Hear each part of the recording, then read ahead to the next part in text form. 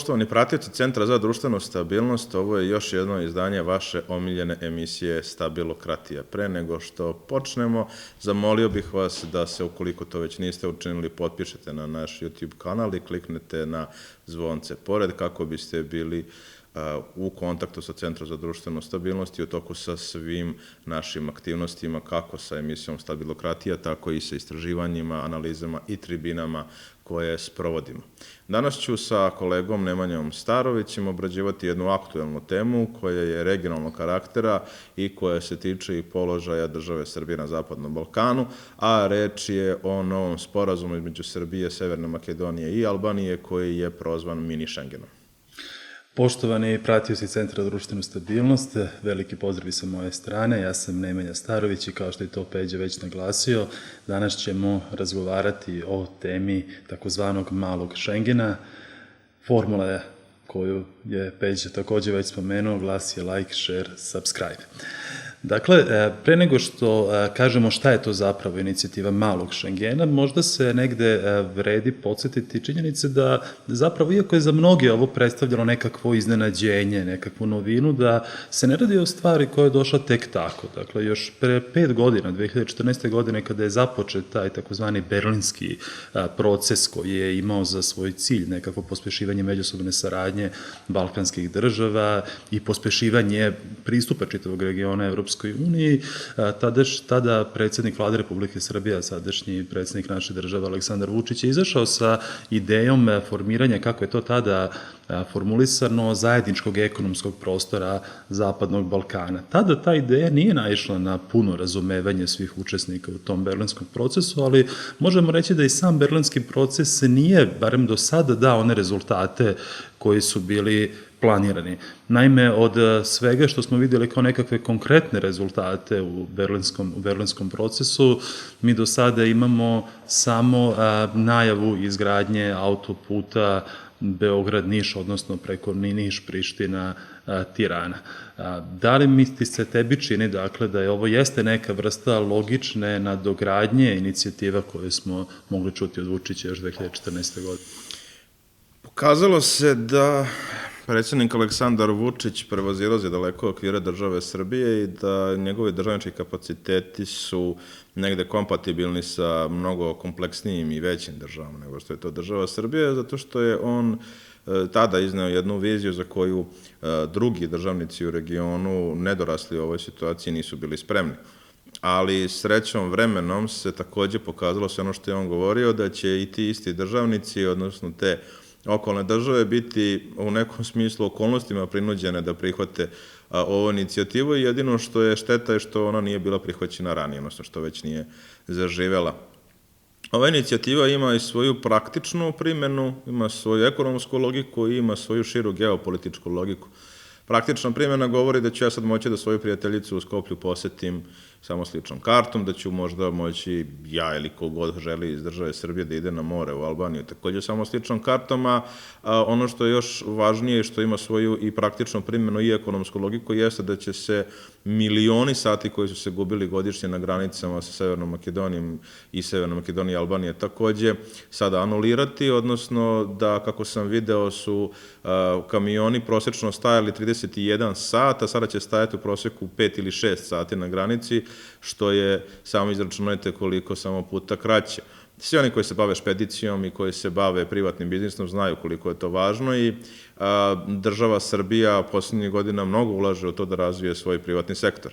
A ono što je takođe bitno je da ćemo imati jedinstvenu fitosanitarnu inspekciju na granici sa Severnom Makedonijom, da ćemo imati jedinstven pregled robe, da će generalno, dakle, protok ljudi, roba, kapitala i usluga kao te osnovne 4 slobode na kojima počeva Evropska unija. Zapravo štedi vreme i te milione sati koje se izgube. Biti garantovane. Sada što se tiče, dakle, i još nešto za ekonomsku logiku, kada govorimo o tržištu, ja koliko znam iz osnova ekonomije, kada je reč o liberalnoj privredi ili generalno uopšte o slobodnom tržištu i logici liberalne ekonomije, jedan od osnovnih preduslova jeste konkurencija, dakle postojanje konkurencije. Ja ne vidim što se iko plaši konkurencije od proizvođača iz Severne Makedonije i Albanije, mislim da se niko i ne plaši od, kada je reč o našim proizvođačima.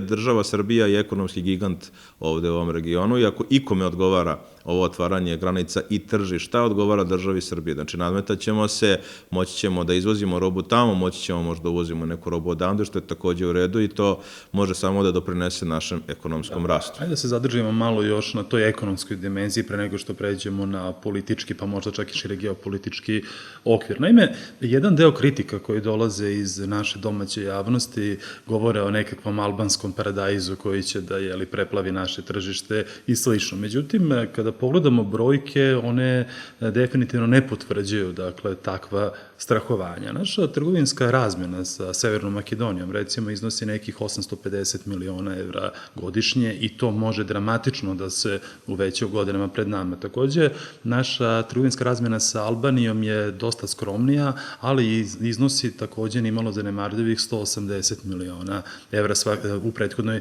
godini. Sad, zanimljivo je da i u slučaju naše razmene sa Skopljem i sa Tiranom, da 3/4 te trgovinske razmene čini zapravo naši izvoz na ta tržišta, a svega 1/4 sve ono što mi uvozimo iz Severne Makedonije i iz Albanije. To potvrđuje ono što se malo pre rekao, da mi jesmo na neki način ekonomski gigant u ovom našem malom regionu, pa dovoljno je samo navesti činjenicu da, recimo, mi sa svim državama regiona imamo izuzetno pozitivan spoljno-trgovinski bilans, pa čak i izvan ovog našeg regiona Zapadnog Balkana. Mi u poslednje 3 godine imamo pozitivan trgovinski bilans i u razmeni, recimo, sa Hrvatskom i sa Slovenijom, što nikada nije bio slučaj, čak ni u vreme stare Jugoslavije, ako bi se trgovinska razmena obračunavala po tadašnjim republikama.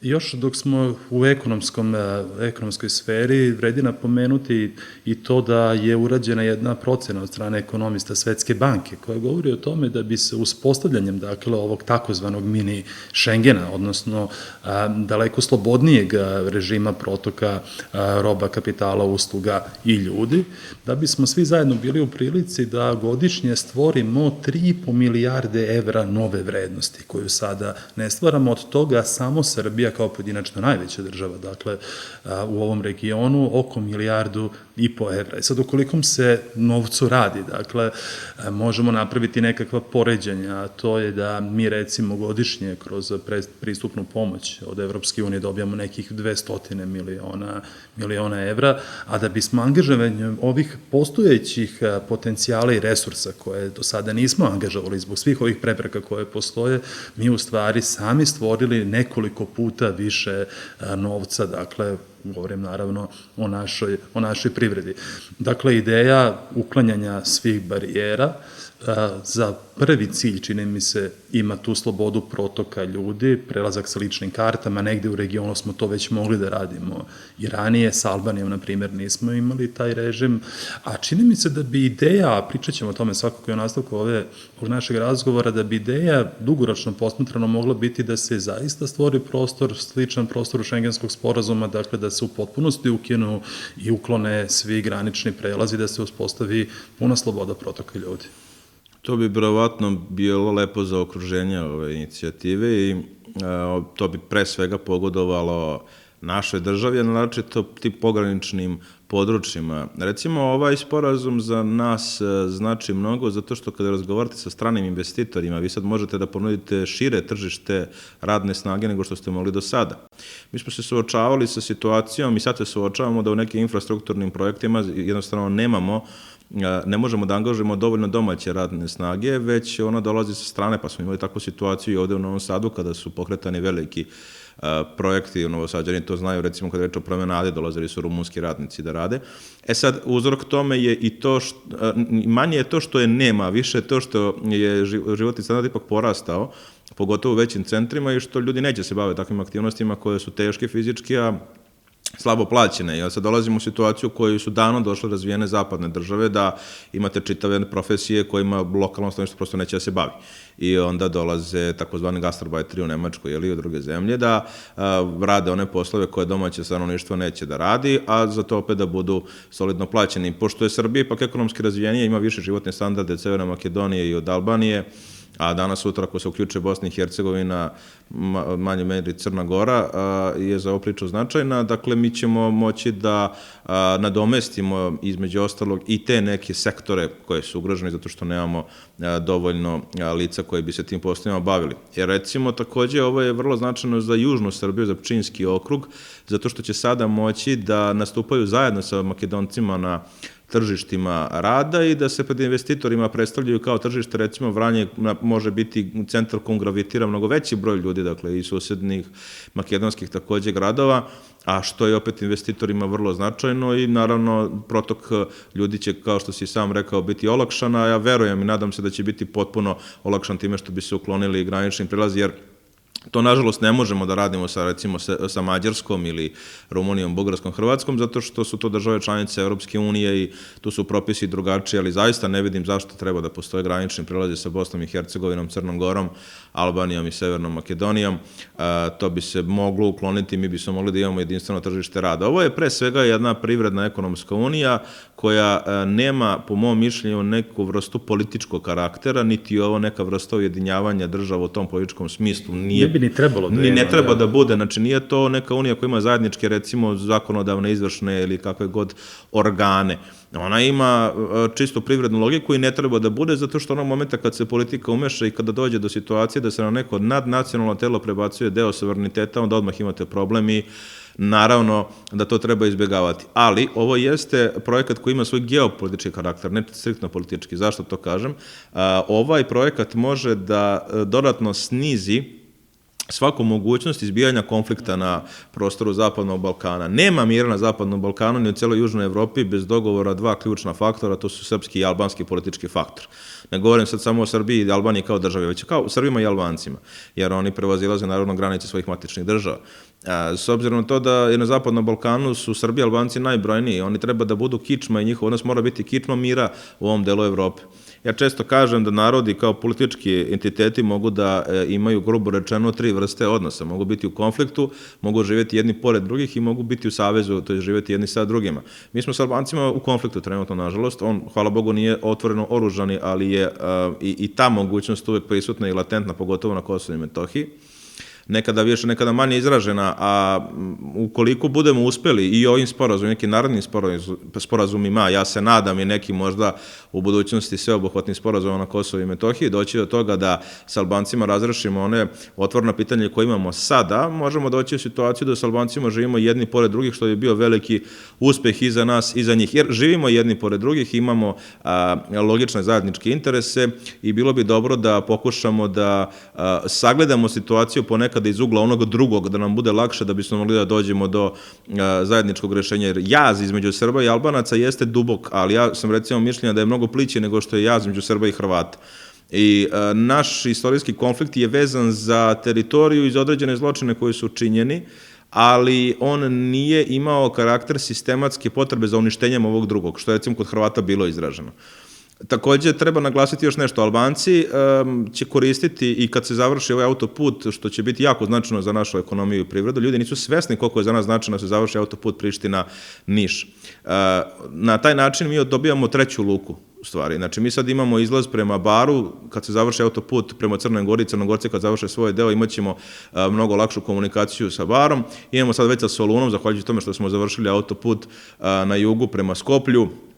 Dakle, to je već otvorena komunikacija na visokom nivou. Kad se otvori komunikacija prema Prištini i dalje ka Draču, imat ćemo i treću luku, to je dakle diversifikacija naša, pošto ne idemo na more, u privrednom smislu za nas jako značajno, za državu Srbiju, a isto tako to je značajno za inače, nažalost, vrlo pasivan kraj na rubu Kosova i Metohije, govorimo o okrugu Jablaničkom, dakle gde je Leskovac, o Topličkom gde je Prokuplje, gde je grad Kuršumlija, to su krajevi koji su kojima preti depopulacija, naročito u ruralnim sredinama, i ovo bi za nas bilo značajno zato što bi ti krajevi ipak živnuli uz autoput.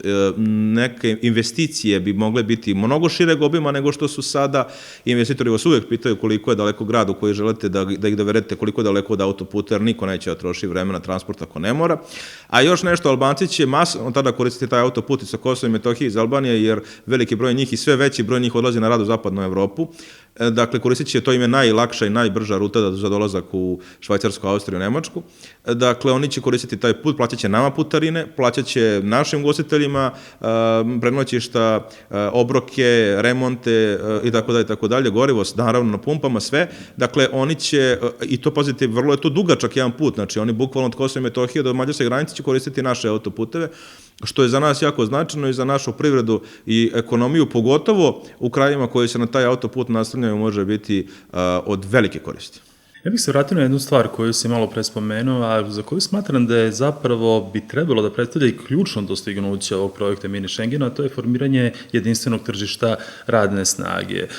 Da, mi već sada imamo problem sa radnom snagom u pojedinim sektorima, nezaposlenost jeste negde nominalno pala ispod 10%, ali ako pogledamo konkretne ključne tačke, određene gradove, pa posebno određene sektore privrede, mi zaista imamo već sada veliku potrebu za prilivom radne snage, a to će postati sve izraženije kako vreme bude proticalo. I u tom smislu ova inicijativa zaista ima vizionarski karakter. Dovoljno je da sagledamo naše perspektive, dakle, u ekonomskom smislu narednih 20 ili 30 godina. Ja sam apsolutno ubeđen u to da će u 21. veku, koji smo već zakoračili dosta duboko, da će demografija i demografski kapaciteti zapravo predstavljati ključni parametar snage i moći svake države. I mislim da je ovo jedan od načina na koji se mi suočavamo sa tim velikim problemom i sa velikim izazovom pred kojim stoji ne samo naša država i društvo, već čini mi se veći deo razvijenog sveta, neko bi rekao čitava planeta. Nedavno je na zapadu izašla iz štampe jedna sjajna studija Darela Brickera, inače rukovodioca globalne mreže Ipsosa, to je jedna najvažnijih mreža Agencija za istraživanje javnog mnjenja. Knjiga se zove Empty Planet, prazna planeta, i bavi se nekako razbijanjem određenih demografskih mitova koji postoje. Jedan od njih je da našoj planeti sledi rast stanovništva tokom čitavog 21. veka. On veoma argumentovano na osnovu svojih istraživanja iznosi tvrdnju da će taj rast biti zaustavljen već u narednih 20 godina i da svetu zapravo preti jedna globalna depopulacija, jedan oštar pad broja stanovnika koji će biti izražen čak i u jednoj Kini koja bi do kraja ovog veka po njegovoj studiji mogla da padne na ispod 700 miliona stanovnika, da naravno preti čitavom zapadnom svetu, dakle Sjedinjenim Američkim Državama, Kanadi, naravno državama zapadne Evrope, a kažem kod nas je to već očigledno.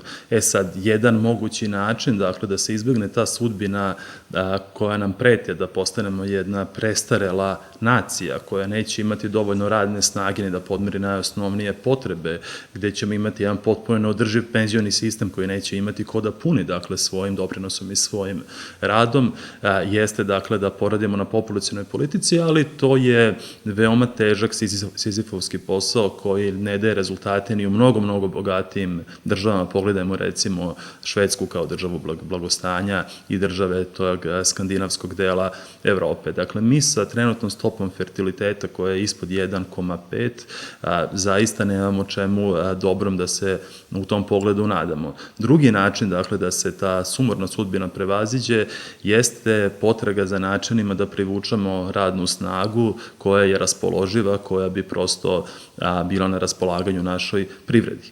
Sad, tu ne treba upasti u zamku i zagovarati nekakve nekontrolisane migracije, jer vidimo do kakvih političkih problema dovode nekontrolisane migracije, već se moramo osloniti na, čini mi se, dve temeljne politike. Jedna je potraga za rešenjima kojima bismo uspostavili te takozvane cirkularne migracije, odnosno privolili ljude koji u određenom momentu odlaze u inostranstvo na rad, na školovanje i tako dalje, da se ipak kasnije vrate u našu državu. I moram reći da upravo s uvreženim mišljenjima koja govore o tome da imamo nekontrolisan odliv stanovnika, to već nije u potpunosti tako i po podacima sa kojima ja trenutno raspolažem, mi smo recimo u prošle godini na 10 ljudi koji su otišli iz Srbije, čak 6 se u Srbiju vratilo. Radi se o ljudima koji odu u Nemačku, Austriju, Slovačku, gde god, rade godinu ili 2 dana, potom se vrate, otišli su sami bez svojih porodica, ili ljudi koji idu sa našim crvenim pasošem na 3 meseca pa se vrate, odu u 1 godine, vrate se u sledećoj. Jako je bitno, dakle, uraditi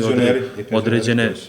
Tako je. Koji se vraćaju da žive ovde sa nemačkim penzijama, žive ovde i troše tamo zarađene pare, troše u Srbiji, što je za našu privredu jako važno. Pa negde negde oko procene da od polovina, od nekih 30.000 ljudi koji su se vratili u Srbiju tokom 2018. godine, polovina su penzioneri, polovina radno sposobno stanovništvo. Mislim da se može i mora uraditi dosta, dakle, na uspostavljanju tog cirkularnog momenta, on se nikada neće dovesti u potpuni balans, ali koliko uspemo da postignemo da se na 10 ljudi koji odlaze 8 ili 9 vrati, mislim da će efekat biti i tekako značajan. Dakle, cirkularnost kao jedno od rešenja i drugo mora biti neka vrsta importa radne snage. To će biti nužno, kažem, ne govorimo o nekakvim nekontrolisanim migracijama, ali znate, hajde da budemo pošteni, dakle, jedni prema drugima i svi u nekakvoj javnoj raspravi, pa da kažemo da li će nama lakše biti da apsorbujemo radnu snagu koja dolazi u Srbiju iz Severne Makedonije, Bosne i Hercegovine, Crne Gore, pa i sa prostora Kosova i Metohije, kada govorimo o centralnoj Srbiji, ili nam preostaje kao rešenje, dakle, da apsorbujemo radnu snagu koja dolazi sa Bliskog istoka ili iz podsaharske Afrike. To su stvari koje će veoma brzo morati da postanu tema u našem društvu, dakle, i mi moramo osmišljavati politike koje će nam dati rezultat za 15, 20 ili 30 godina unapred i ja prosto i ovu ideju o mini Schengenu posmatram nekako upravo kroz tu prizmu. Postoji tu nekoliko momenta, dakle, koje si pomenuo, a koji su naravno važni. Treba biti pošteni, treba govoriti otvoreno o tim situacijama. Postoji neki globalni tokovi na koje prosto ne možete da utičete. Ja sam skoro bio na jednoj konferenciji i pričao sam ti o tome detaljno u Holandiji, gde smo razgovarali baš o fenomenu migracije. I tu su bili gosti vrlo uvaženi profesori, univerzitetski analitičari iz, da kažemo, novih država članica Europske unije, recimo iz Rumunije, i zaključili smo nekoliko zakonomernosti koje postoje. Gradovi koji su blizu velikih saobraćajnica u novim državama članicama Europske unije su preživjeli. Gradovi koji su daleko od autoputa ili luke ili aerodroma su u problemu sa depopulacijom. To je recimo jedan moment. Drugi moment je da visok ekonomski standard uopšte ne garantuje visok natalitet.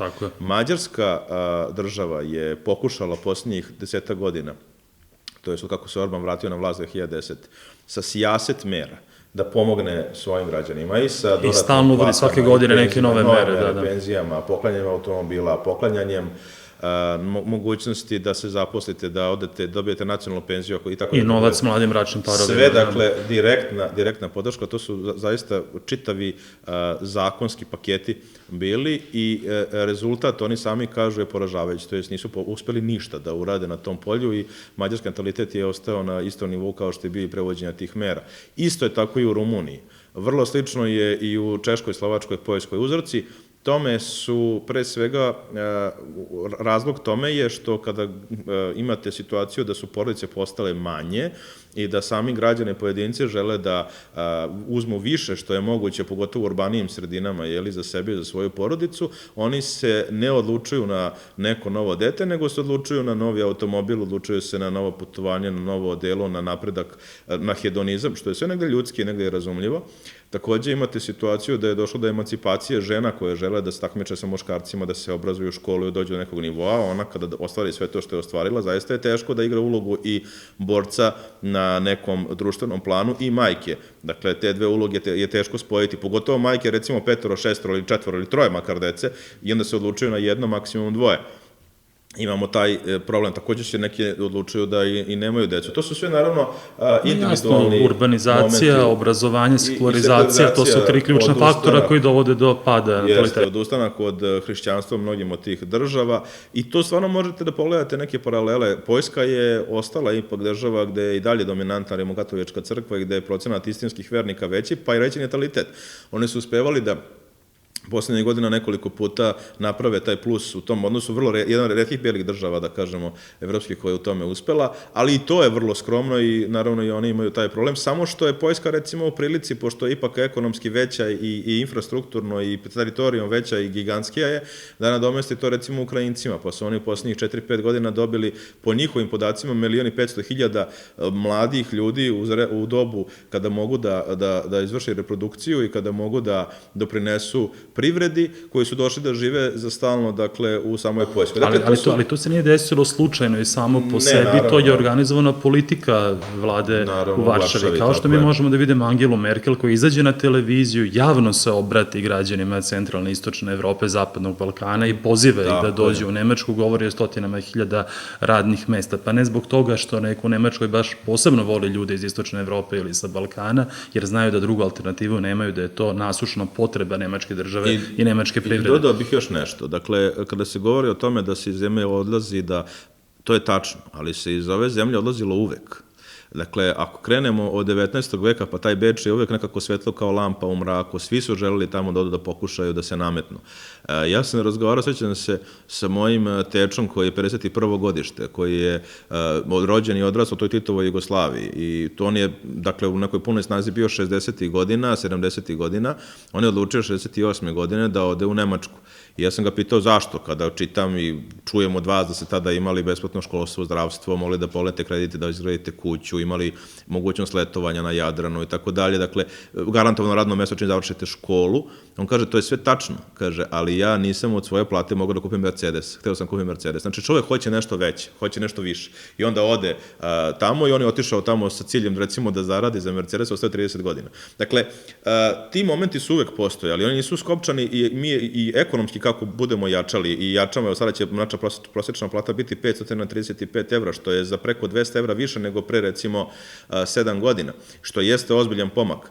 Ali s druge strane takođe morate biti svesni da imate neku Austriju koja može recimo radniku da ponudi i do 4 puta veću platu. Sada i tu postoje određene... Ali ovo hoću da kažem, ali takođe građani nisu svesni, to tek kad odu tamo vide, pa se onda mnogi i vrate, jer shvate da nije to baš tako jednostavno. Prvo, da u toj Austriji, Nemačkoj i Švajcarskoj imate potpuno drugačiji mentalni sklop ljudi i potpuno drugačiji odnos prema radu. Odnos prema radu germanskog kruga i slovenskog kruga ne može se poredi nikad. Dakle, mi imamo ovde ipak mogućnosti za, da kažemo, dokolicu i u radno vreme. Oni ne. Oni svoje radno vreme vrlo efektivno i efikasno koriste. Često putujemo u Nemačku i poslom, i to sam mogao da primetim. Vi gde god da se pojavite, da li je reč o manualnoj proizvodnji, da li je reč o intelektualnoj, zna se, kada je radno vreme, svi rade. Dakle, i to je prosto neki proces gde su oni ušli u jedan ritam, u jednu seriju i oni to ne prekidaju. Drugo, kada pogledate cene, na primer, u samoj toj Nemačkoj, Austriji i Švajcarskoj, uporedite samo koliko košta renta nekog stana u prigradskom naselju Stuttgarta, a koliko košta, recimo, renta stana u centru Novog Sada ili Beograda, pa to je pod 4 puta više u samom Stuttgartu. Dakle, dobar deo plate vam zapravo ode na to da biste vi preživeli u samoj toj Nemačkoj i teško da veliki ljudi može da uštedi neki veliki novac i da se brzo obogati. Ne, naravno, to je sigurno nemoguće. Jasno je da izuzimajući vrhunske profesionalce u svojim oblastima, ljudi koji odu u Nemačku ne mogu da računaju na platu koja će biti veća od 1500 do 2000 evra. I sad tu postoji jedna računica, jedno iskustvo koje imaju države poput Poljske ili Litvanije, koji kaže da u momentu kada dosegnu nivo prosečne zarade od preko 800 evra, taj cirkularni moment povratka ljudi koji su prethodnim godinama otišli iz te Poljske ili Litvanije postaje sve izraženiji. Ako uzmemo sadašnju trajektoriju ekonomskog razvoja Srbije samim tim, dakle, i porasta prosečne zarade, mi možemo očekivati da ćemo taj nivo negde u narednih 5 do 10 godina, nadam se bliže 5 nego 10, uspeti da dostignemo. Ali tako je bilo, jeste i u Poljskoj i u celom Međumorju je bilo tako. Da. To je logično. Sad, boriti se, kažu, nadmetati se sa tim nije baš sasvim jednostavno i lako. Naravno da postoji ta mogućnost i dalje odlaska neke gravitacione moći, privlačne moći i nemačkog i austrijskog tržišta, ali takođe mislim da treba biti svestan činjenice da Srbija kao država ima sijaset prednosti u odnosu na te zemlje. Prvo, konkurencija je ovde manja, drugo, suočavate se ipak i o tome treba govoriti sa bezbednošću koja je na višem nivou, dakle, vi sad u Nemačkoj, Francuskoj, Belgiji, Holandiji živite s tim da je teroristički napad sasvim moguć, dakle, i on se dešava. Hvala Bogu, mi smo toga ipak lišeni. Drugo, mislim da ovde sa mnogo manje novca vi možete sebi priuštiti mnogo bolji život. Hrana je ovde vrlo jeftina, dakle, hrana u Srbiji je neuporedivo jeftinije nego u celoj Europskoj uniji, ne govorim sad o Nemačkoj. Ja znam da sam se iznenadio prvi put kad sam počeo onako malo da upoznam Evropu, da putujem po njoj neke 2006. 2007. recimo, kad sam otišao u Češku i shvatio da je njima otprilike kilo hleba kao kilo mesa. Dakle, to nije uopšte bila priča. Kod nas je hleb bio uvek vrlo jeftin, da ne kažem bud zašto. Imali ste onaj socijalni hleb, dakle, time se čuvao socijalni mir decenijama. A u Češkoj se tada imali, recimo, situaciju da je maltene kilogram hleba bio u rangu kilograma mesa. Dakle, ti momenti su vrlo interesantni i nekako mi stvari koje imamo ovde uzimamo kao datost. Ja vidim da ljudi nisu zadovoljni kad se recimo poveća cena kilovat časa, odnosno električne energije. Ona je i dalje 5 do 7 puta niža nego u Austriji i Nemačkoj. Dakle, mi imamo jednu od najjeftinijih električnih energija u Srbiji. Ali kažem, to ljudi nekako uzimaju kao datost i država se jako bori za to da očuva taj nivo, a verujte mi da to je jako teško. Znači, vi na tržištu se borite evropskom jedinstvenom tržištu energetike da sačuvate tu cenu i onda vam je problem, na primjer, kad dođe neko ko je kreditor iz MMF-a,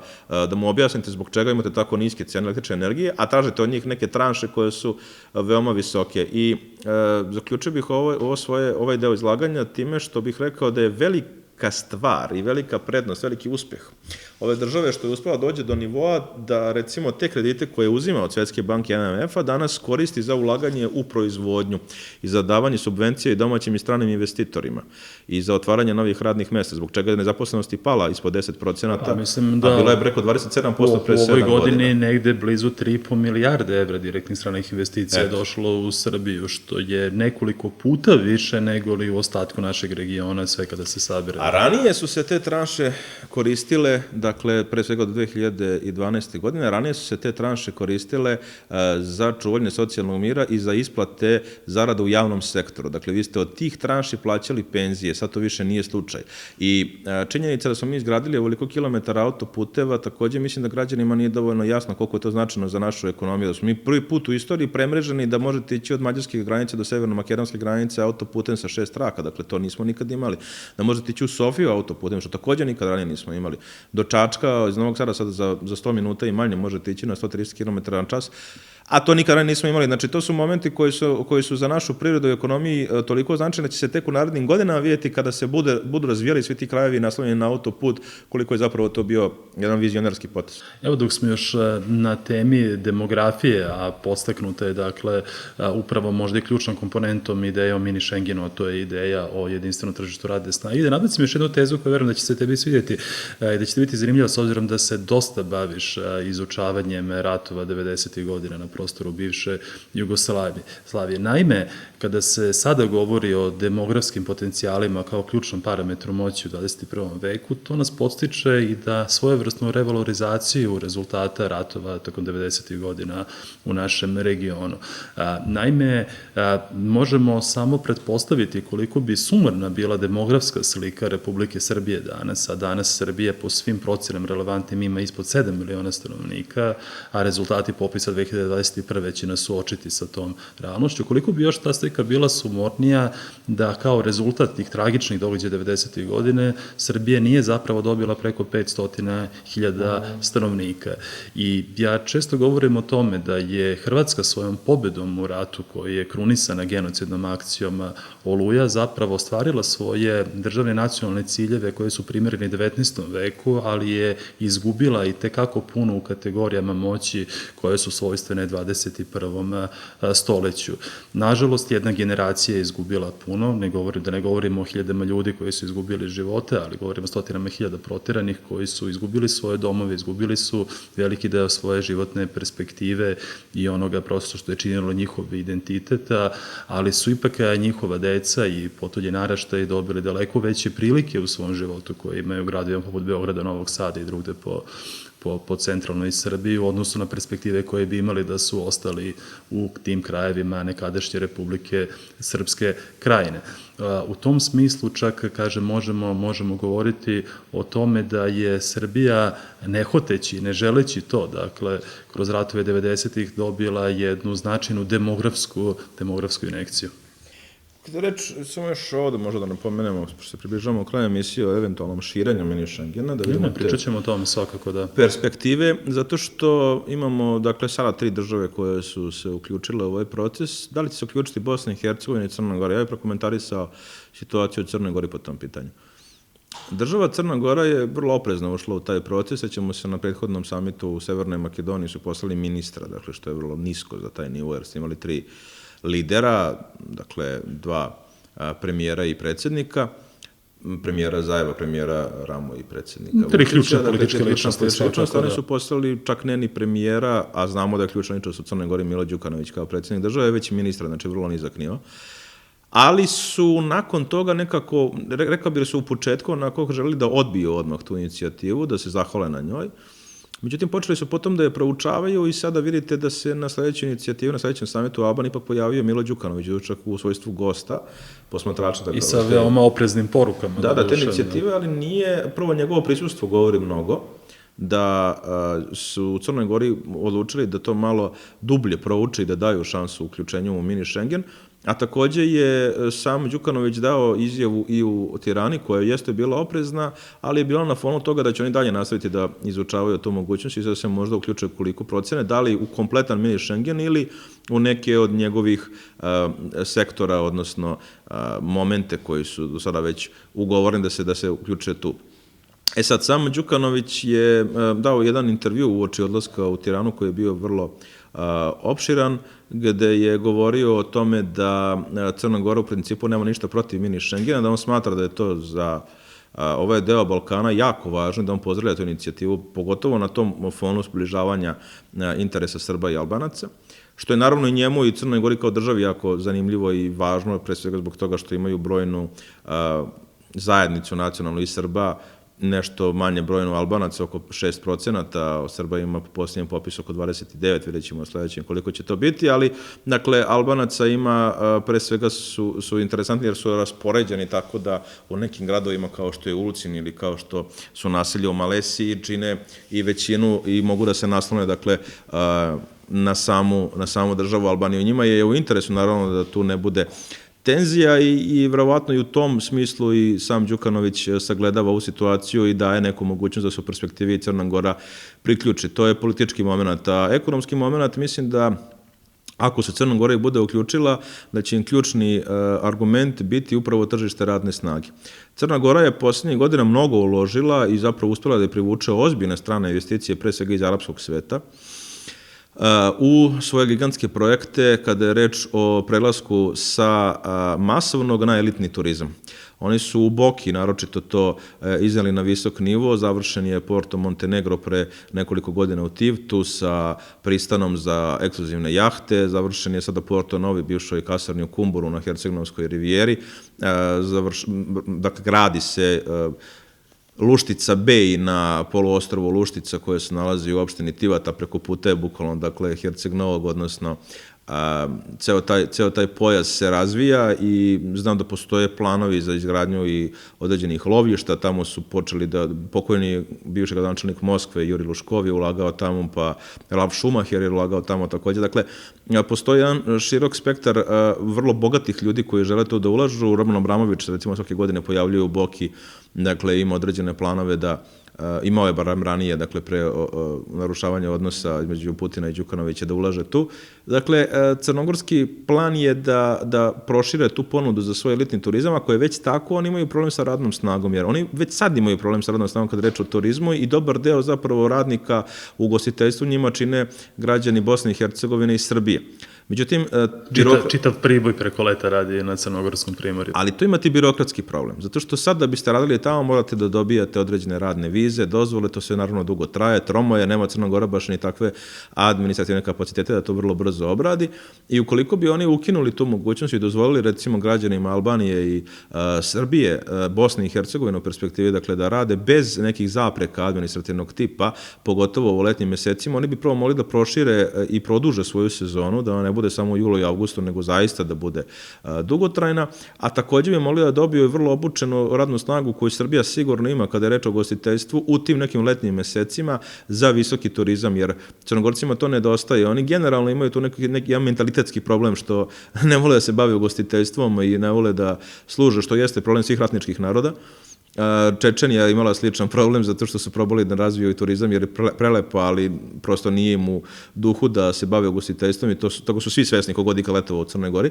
A s druge strane, ja svaki godin letujem u Crnoj Gori pa dosta dobro poznajem tu situaciju, a s druge strane takođe oni imaju jednu perspektivu, jedan problem što treba da obuče i tu radnu snagu i to baš nije sasvim jednostavno i lako. Naravno da se i Crna Gora suočava sa depopulacijom, pogotovo na severu, gde pokušava opet da razvije neki elitni turizam, pogotovo na Durmitoru. Dakle, njima bi ključni argument za ulazak države Crne Gore u ovaj mini Schengen bi bio upravo taj moment što bi dobili pristup u mnogo širem tržištu radne snage. Ključni argument protiv uključivanja u tu inicijativu sa strane zvanične Podgorice jeste to da smatraju da postoji opasnost da upravo realizacija projekta mini Schengena bude nekakva vrsta zamena za punopravno članstvo u Evropskoj uniji u doglednoj perspektivi, a smatraju da su oni s pravom da su predvodnici u tom procesu jer su otvorili skoro sva pregovaračka poglavlja, sad su i poslednje, je li tako? Da, međutim, svakako je da će imati problema sa zatvaranjem pojedinih, pre svega poglavlja 23 i 24. Pričat ćemo, verujem, imali smo već, ja mislim, 2 emisije vezano za Crnu Goru, bavit ćemo se situacijom u Crnoj Gori i kasnije. Evo, na samom kraju ja bih dodao još jednu tezu, a to je da pored karaktera vizije za narednih 20-30 godina koji inicijativa za mali Schengen svakako ima. Čini mi se postoji tu još jedan karakter koji mnogi uočavaju, a to je da ona predstavlja jednu vrstu veoma promišljenog političkog manevra u smislu izolacije prištinske političke elite koja je nekako najglasnije podigla dakle, svoj glas protiv ideje o mini Schengenu i da je čak po prvi put, čini mi se, u zadnjih 20 godina došlo do ovako žestokog političkog obračuna i sukoba između Prištine i vlasti u Tirani, odnosno konkretno između Edija Rame i praktično svih nosilaca političkih funkcija u Prištini. Edi Rama ih optužuje da svojom obstrukcijom, dakle i svojim kritikama na račun ideje mini Schengena, oni zapravo zabijaju nekako nož u leđa spoljnoj politici Albanije, dok sa druge strane iz Prištine stižu povike na čitavu ideju da se radi o nekakvom projektu Velike Srbije, ali čini mi se da te njihove kritike više niko u međunarodnim okvirima negde ne uzima za ozbiljno i da je to prosto borba protiv budućnosti, borba protiv modernosti, borba protiv nečega za koje je zapravo sad svima jasno da predstavlja opšti interes, jer prosto ideja mini Schengena ne predstavlja ideju ili igru nultog zbira gde jedna strana mora da izgubi da bi druga strana to nešto dobila. Prosto ovakav režim koji bi bio uspostavljen između ovih država, dakle, bi sasvim sigurno doneo koristi svima koji su uključeni. I time pada u vodu, recimo, kvazi argument to velika Albanija srpskih nacionalista, u smislu srpskih nacionalista, oni koji bi želeli da predstave taj moment, onog dela srpskih nacionalista, koji bi želeli da predstave taj projekat kao stvaranje nekakve velike Albanije, baš naprotiv. Mi smo sad, dakle, dobili prvi put jedan ozbiljan klin između Prištine i Tirane, nijednom se nije dogodilo od 1999. godine na ovamo, da smo imali tako narušene odnose među samim Albancima i albanskom političkom korpusu, a Edi Rama jeste dominantna politička figura u Albaniji, za razliku od kosmetske političke scene koja je mnogo za mene čak predstavlja ponašanje Edija Rame jedno veoma pozitivno iznenađenje, znajući s kolikim se on izazovima suočava u samoj Albaniji, pa imali smo ono paljanje parlamenta nekoliko puta u tokom ove 2019. godine, veoma snažnu, veoma nezgodnu opoziciju u vidu Ljuljzima Baše i njegove političke partije. Ja sam imao priliku čak da ga slušam uživo, mislim da sam to negdje u emisijama spomenuo, da se radi o jednom veoma tvrdom i ekstremnom nacionalisti, ali da upreko svemu tome da je Edi Rama pokazao tu vrstu političke hrabrosti da prihvati viziju Aleksandra Vučića i da snažno sa obe noge uđe dakle, u ovaj vagon. To treba pozdraviti, to treba notirati svakako. I još nešto, čuo sam jedan argument opet od tog dela korpusa srpskih nacionalista koji se protive ovom sporazumu, koji kaže... Paradajz, Velika Albanija, šta je? Kaže, mi smo do sada imali jednu komparativnu prednost, to je da držimo Albance zarobljene na Kosovu, a sad će moći preko Srbije da odlaze, odnosno centralne Srbije, da odlaze na zapadnu Evropu. Pa čekajte, za baš to nije, da kažem, bio interes. Ako gledate čak i sa pozicije srpskih nacionalista, A šta je interes naš da Albanci budu zarobljeni na Kosovo i Metohiju, da Srbi recimo imaju mogućnost da odlaze s Kosova i Metohije iz nekih ekonomskih i drugih razloga u zapadnu Evropu, Albanci nemaju. Na ovaj način će to i Albanci moći. A znamo šta bi se promenilo u režimu njihovog odlaska? Pa valjda se mi sad kao njima svetimo nešto, pa uspevamo da ih držimo tamo na Kosovu i to je kao neka naša komparativna prednost da ih ucenjujemo, ne vidim čime i šta možemo dobiti za uzvrat. S druge strane, na ovaj način Albanci iz Kosova i Metohije, znajući da je tamo situacija i društvena i ekonomska i bilo kakva druga katastrofalna, neuporediva sa centralnom Srbijom, da će oni, obzirom da imaju vrlo mlado stanovništvo, masovno odlaziti u zapadnu Evropu. Ja mislim da je neki civilizacijski, da kažem, nivo da omogućite svakom čoveku da živi tamo gde hoće. I na ovaj način oni će imati mogućnost da mnogo lakše, ako žele, napuštaju Kosovo i Metohiju, odlaze u zapadnu Evropu i da koriste to svoje pravo. Dakle, čak i taj argument u tom smislu pada u vodu i kada biste gledali samo i striktno uskog ugla i to kratkoročnog interesa srpske politike i to je zapravo potpuno u našem interesu. Znate, teško je nekad razumeti vizionare. Ja razumem i Aleksandra Vučića s čim se on suočava. Teško je razumeti vizionare, pogotovo zato što oni gledaju ne 5, nego 10 ili 15 ili više godina unapred, a onda se suočavate sa onima koji žele samo odmah i sad, od danas do sutra da nešto ostvare. To je jedna mentalitetska, da kažem, karakteristika našeg naroda i ne samo našeg naroda, ali ona je zaista prisutna ovde, proti koje se mi prosto moramo boriti i mislim da je zadatak i svih onih koji se bave ovim našim poslom da građanima u suštini govore istinu i drago mi je što smo ovu emisiju posvetili. Inače se uvijek bavimo spoljnom politikom, a sad smo je posvetili regionalnoj i domaćoj politici, jer i to smo i u komentarima čitali da nije izgore nekad se pozabaviti i domaćim temama, a ovde smo, mislim, to uspeli da uvežemo i samo bih najavio, pošto se približamo kraju ove emisije, da ćemo neki od narednih emisija, pošto idu novogodišnji praznici, mi posvetiti malo širim temama, odnosno pokušat ćemo da se pozabavimo možda i nekim istorijskim momentima ili interesantnim političkim biografijama, što verujem da će našim gledalcima biti zanimljivo. A svakako možete u komentarima, kao što ste to i sada činili, da dajete određene ideje, sugestije i preporuke.